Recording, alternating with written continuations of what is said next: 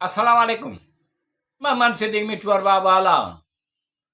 Ahmad Basa Date Hazrat Imam Hassan alayhi salatu Hassan Mustaba alayhi salatu Islam ji. Hassan Maula, Hassan Maula, Hassan Maula. Ahmad Basa Date Hassan alayhi salam al Mustaba alayhi salam Hassan Maula. सूरत अल कौसर जी पहिरीं तफ़सीर हुई ज़हूरे पुरनूर मदीना मुनवरा में थी हसन मौला जनाब फातिमा अल ज़हरा सलामुल्लाह अलैह जे हंज में बेमिसल फर्ज़ंद जी आमद उन रात अली अलैहिस्सलाम ऐं ज़हरा सलामुल्लाह अलैह जे घर ते अनवार इलाही जी बरसात हुई हसन मौला इमाम हसन अलैहिस्सलाम जो चेहरो मुबारक पंहिंजे अज़ीमुल मर्तबा नाने हज़रत मुहम्मद मुस्तफ़ा सल्लल्लाहु अलैहि वसल्लम जिन सां मुशाबा हो हसन मौला 15 रमज़ान मुबारक सन 3 हिजरी में मदीना मुनवरा मदीना रसूल सल्लल्लाहु अलैहि वसल्लम जो ज़र्रो ज़र्रो चमकी रहियो हो हसन मौला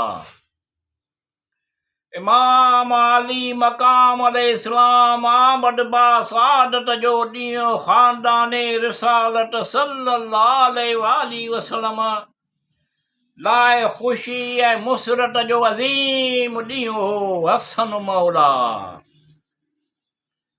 हुज़ूर अकरम सल्लल्लाहु अलैहि वसल्लम जिन जो फ़रमान आहे त हसन अलैहिस्सलाम ऐं हुसैन अलैहिस्सलाम जवानाने जन्नत जा सरदार आहिनि हसन मौला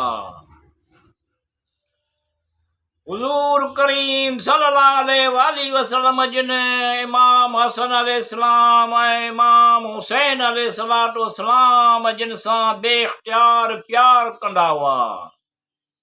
खेनि पंहिंजे कुल्हनि ते सवार करे घुमाईंदा हुआ हसन मौला ईदे मुबाइला जे मैदान ते रसूल करीम सल्लल्लाहु अलैहि वसल्लम इमाम हसन अलैहिस्सलाम ऐं इमाम हुसैन अलैहिस्सलाम जिन खे अबनाना जी तफ़सीर पाण सां गॾु वठी विया हसन मौला मिठूअ जा नामुमकिन कम मुमकिन थियनि थींदा कंदाने को असरतूं ज़रूरतूं ख़्वाहिशूं पुॼंदियूं अव्वल आख़िर ज़ाहिर बातिन करम रहम कंदो करीम करम रहम कंदो मौला करीम हसन मौला